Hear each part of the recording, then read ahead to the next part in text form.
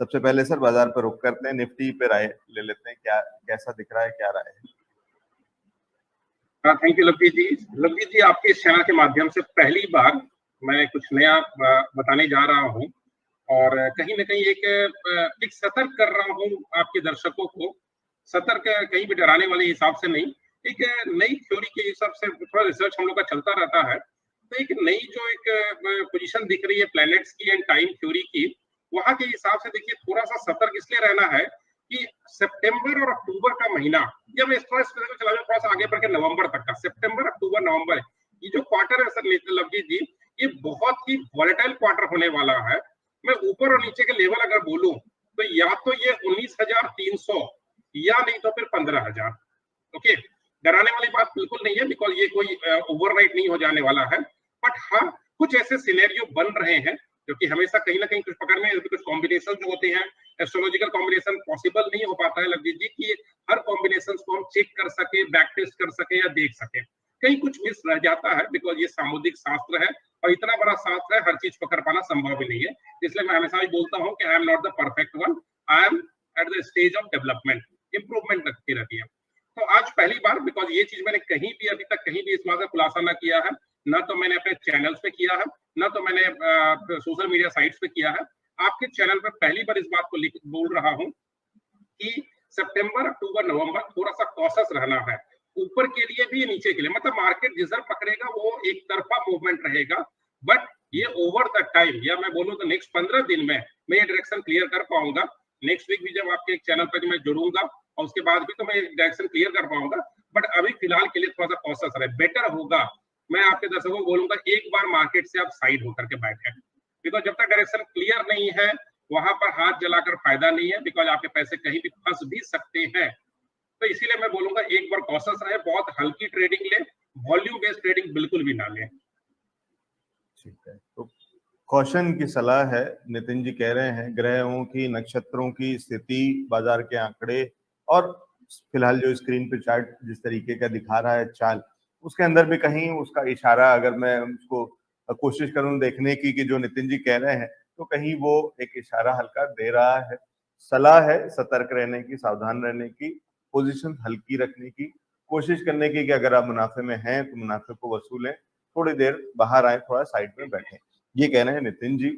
बहुत सारी चीजें और बहुत तरीकों से वो एनालाइज करते हैं, तो ये जरूर ध्यान रखिएगा। वो नक्षत्रों की स्थिति को भी देखते हैं, वो टेक्निकल्स को भी समझते हैं और खबरों पे भी नजर रखते ही हैं।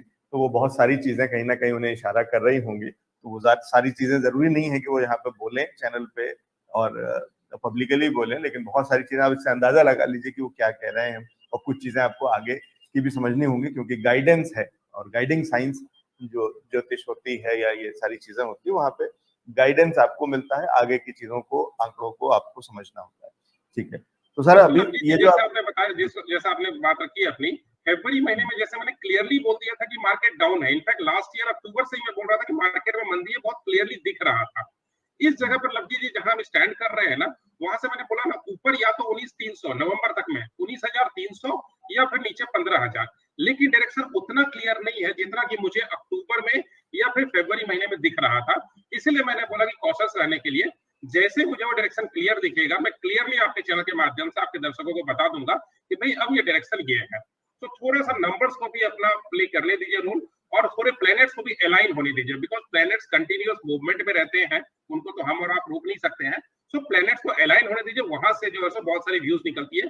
दूसरा, रिसर्च हम करते रहते हैं, बैक टेस्टिंग होती रहती है, लास्ट 100 ईयर्स के डेटा के ऊपर में रिसर्च होती रहती है, और ये बहुत ही टीडियस काम होता है।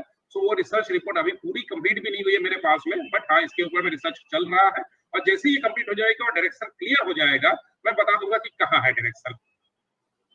ठीक है, तो जैसे जैसे रिसर्च कंप्लीट होती जाएगी, लेकिन अभी जो इनिशियल जो इशारे आए हैं, जिस तरीके का थोड़ा डायरेक्शन दिख रहा है, वो उसके हिसाब से सतर्क रहने की सलाह नितिन गामी जी दे रहे हैं। तो सावधानी के साथ में बाजार के अंदर में काम करें, थोड़ा सा पोजीशन हल्की रखें, थोड़ा वॉल्यूम हल्का रखें, प्रॉफिट बुकिंग करें, थोड़ा साइड में बैठने की कोशिश करें। ये सारी चीजें कह रहे हैं नितिन सर।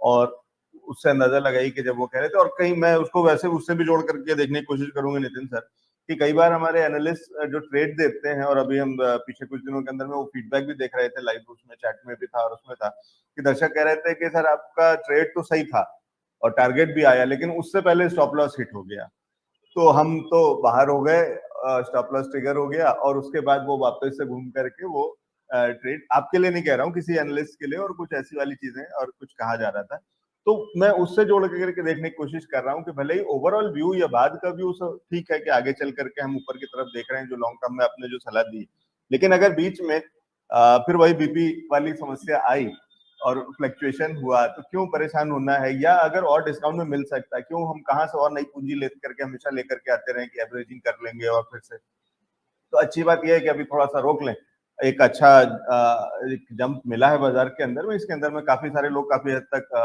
प्लस में बैठे होंगे, प्रॉफिट में बैठे होंगे, उसको आप कह रहे हैं कि पूंजी को बाहर निकाल करके थोड़ा सा रुक जाए, फिर जब मौका आएगा तो दोबारा से निवेश करेंगे, यही कह रहे हैं नितिन सर? बिल्कुल लवजीत जी, एक्चुअली पता नहीं प्लेनेट जो है इस बार पता नहीं लोगों को जो है छुट्टी दिलाने के मूड में थोड़ा ज्यादा है, बिकॉज मैं आपको बता दूं सितंबर अक्टूबर नवंबर बहुत वॉलेटाइल मंथ रहने वाला है। हो सकता है इतने बड़े स्विंग भी लगे जिसमें स्टॉप लॉस हिट हो और फिर बाकी अपनी तरफ डायरेक्शन में चले जहां भी हम रिकमेंड करते हैं, बट वॉलेटिलिटी बहुत गजब की रहने वाली है, बिकॉज 6 प्लैनेट्स एक साथ अपना रोल पे आ गए हैं, तो क्या हमारी औकात है, हमारी क्या विसात है कि अब उनके सामने में टिक सके। सो 6 प्लैनेट सर एक साथ अपने एक्ट करने पर तैयार होकर बैठे हुए हैं, ठीक है। सो अभी मैं कुछ समय पहले जस्ट आधी एक घंटा पहले मैं अपने फ्रेंड्स को बोल भी रहा था, उसका अच्छा खासा इन्वेस्टमेंट है लगभग 2-3 करोड़ का, तो मैंने बोला यार छुट्टी मना ले 2 महीने के लिए, तो बोला यार तुमने अप्रैल में तो छुट्टी मनवाई थी मेरे से, अब फिर बोल रहे छुट्टी मनाने, मैं छुट्टी का साल है ये, छुट्टी मना ले क्या है। तो कहीं ना कहीं शायद हो सकता है मैं एक बार फिर से आपके दर्शकों को एक बार फिर से जो हॉलीडे पे भेजूंगा, ठीक है, बट अभी नहीं कुछ क्लियर कर रहा हूँ, हो जाने दीजिए, मैं डायरेक्शन जरूर क्लियर करूंगा। बट हाँ, ये छुट्टी का शायद माहौल रहेगा बिकॉज वॉलेटिलिटी बहुत हाई रहेगी। मैं बोलूंगा जिनको भी प्रेशर की समस्या है वो आप आउट रहे, मजे ले, मार्केट से बाहर होकर के पैसे बैंक अकाउंट में रख के मजे ले लेना। हो सकता है मार्केट ऊपर जा रहा हो सकता है मार्केट नीचे रहा हो, लेकिन अगर आप उस वॉलेटिलिटी को अगर आप नहीं संभाल सकते हैं तो मैं बोलूंगा बेटर है आप साइड में बैठ करके उस रेस का मजा ले लें। ठीक है, तो ये थोड़ा सा वोलेटाइल हो सकता है, होने के चांसेस बहुत हैं, ये नितिन सर को दिख रहा है, उनके एनालिसिस को दिख रहा है, उनकी रिसर्च में शुरुआती दौर पे उस तरीके के रुझान आ रहे हैं कह लीजिए, तो वो एक चीज है। क्या फायदा है कि स्टॉप लॉस ट्रिगर हो, क्या फायदा है कि फायदे से पहले नुकसान हो, तो ऐसी चीज से क्या करना कि पहले आप परेशान हो और बाद में बहुत अच्छा फायदा देखें, तो जो कि बड़ा फायदा दिखाया बताया है नितिन जी ने, और वो इंटैक्ट है, जो दूर की बात है 2023 की बात कर रहे हैं हम, 24 की बात कर रहे हैं, वो सारी चीजें ठीक है, लेकिन उससे पहले अभी 2022 निकल जाने दें, और उसको निकल जाने में एक बार फिर कह रहे हैं कि शायद छुट्टी का सीजन आ सकता है, एक समर वेकेशन हम मना चुके हैं, एक विंटर वेकेशन भी शायद हमें मिलेगी जो नितिन जी देंगे, तो अभी अच्छा चीज मेरे हिसाब से ये होगा कि हम वो देखना शुरू करते हैं पैकेज वैकेज कहाँ पे है, कौन सी अच्छी जगह हो सकती है, अगली जगह कौन सी होनी चाहिए, अगर मेरे को ठंड में जाना है, सितंबर में जाना है, अक्टूबर में जाना है अगर छुट्टी पे, तो मैं कहाँ जाऊँ घूमने, तो ये अच्छा रहेगा सर। बिल्कुल सर, बिल्कुल रहेगा अच्छा, और इसीलिए मैं ये बोलूंगा कि लॉन्ग टर्म इन्वेस्टर्स के लिए चिंता की विषय नहीं है, बिकॉज 2023, 24, 25 का जो व्यू है वो इंटैक्ट है। जो कुछ भी दिख रहा है मैंने आपको नवंबर तक ही बताया है, जो कुछ भी दिखना है नवंबर तक में ही दिखना है। 2023, 24, 25 का जो व्यू है वो एज यूजुअल इंटैक्ट है। मार्केट की ग्रोथ स्टोरी बनी हुई है और बनी रहेगी, खास करके इंडियन मार्केट की। मैं यूरोपियन मार्केट की नहीं बोल रहा हूँ, वो तो सर बहुत ही ठीक है, हमारे दर्शक जो है डेफिनेटली यूरोपियन मार्केट में इन्वेस्ट नहीं करते होंगे क्योंकि वो अभी अलाउ नहीं है हमारे यहाँ पर से, लेकिन यूरोपियन मार्केट नो डाउट बहुत बुरे पोजीशन में रहेगा, बट वही सामने इंडियन मार्केट जो है वो कॉन्ट्राडिक्टरी बहुत अच्छे पोजीशन में रहेगा। सो नेक्स्ट 3 साल की ग्रोथ स्टोरी इंटैक्ट है, 2022 को संभालना है, वो भी नवंबर तक में। जी ठीक है, तो ये कौशन की सलाह। सर मैं उसी सवाल पे आ रहा था और एक बार ठीक से कि क्या अगर क्वालिटी स्टॉक्स में हूं मैं और पोर्टफोलियो की बात कर रहा हूँ, इन्वेस्टमेंट की बात कर रहा हूँ, लॉन्ग टर्म का नजरिया है, उसको अभी तो नहीं छेड़ना है? बिल्कुल नहीं छेड़ना है सर जी, बिकॉज जब भी छेड़ने का अगर मुझे दिखेगा, सबसे पहले कुछ क्वालिटी स्टॉक्स और लॉन्ग टर्म के स्टॉक्स में मैं खुद इन्वेस्टेड हूँ, और मैं हमेशा ही डिस्क्लोजर देता रहता हूँ कि मैं कहाँ इंटर किया हुआ हूँ और कहाँ से मैं बाहर निकल चुका हूँ। जैसा मैंने लास्ट टाइम बताया था कि मैंने अपना पोर्टफोलियो ऑलमोस्ट 80-85% खाली कर दिया था, बट मेरा लॉन्ग टर्म नजरिए पे जो स्टॉक्स में मेरा इन्वेस्टमेंट है वो इंटैक्ट बना हुआ है, मैंने उसको भी बिल्कुल भी कुछ भी टच नहीं किया है। तो आप लॉन्ग टर्म इन्वेस्टमेंट पे बने रहिए, उसमें कोई दिक्कत नहीं है। इनफैक्ट अगर मार्केट नीचे की तरफ जाता है, मैं बोलूंगा गोल्डन अपॉर्चुनिटी होगी री इंटर करने का, एवरेज आउट करने का और फ्रेश एंट्री लेने का। तो बहुत बढ़िया, जैसे मैंने लास्ट 2-3 शो में बताया था, टर्बुलेंस जो होगा आपके लिए एक अपॉर्चुनिटी देगा। सो शायद कहीं ना कहीं ये अपॉर्चुनिटी देगा, बट अभी नहीं बता पा रहा हूँ क्योंकि मार्केट 19,300 भी दिखा सकता है। सो आप रहिए लॉन्ग टर्म इन्वेस्टर बने रहिए। ठीक है, लॉन्ग टर्म इन्वेस्टर हैं तो बने रहिए, और छोटा छोटा जब जो वोलेटिलिटी या डिप के अंदर में उसके अंदर में खरीदारी का मौका होगा, लेकिन हल्का खरीदें, छोटा खरीदें वाली चीज होगी। जितना छोटा छोटा रखेंगे तो उतना आपके लिए आराम रहेगा, परेशानी नहीं होगी। और उसी तरीके के सवाल आ रहे हैं, वो मैं इसीलिए आप खुद ही उसको पहले से ही जवाब देते जा रहे हैं नितिन सर, तो इसलिए मुझे दोबारा से ज्यादा परेशान नहीं होना पड़ रहा है।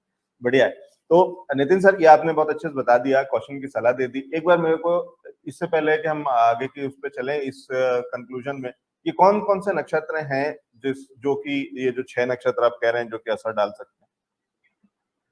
सर देखो, बड़े बड़े जो प्लैनेट्स हैं, जुपिटर में बोलूं, सैटर्न बोलूं, मार्स बोलूं, राहु और केतु बोलूं, ये प्लैनेट जो है, साथ में मरकरी छोटा प्लैनेट है, लेकिन वो अपना मार्केट के अंदर में मरक्यूरी का बहुत बड़ा रोल होता है।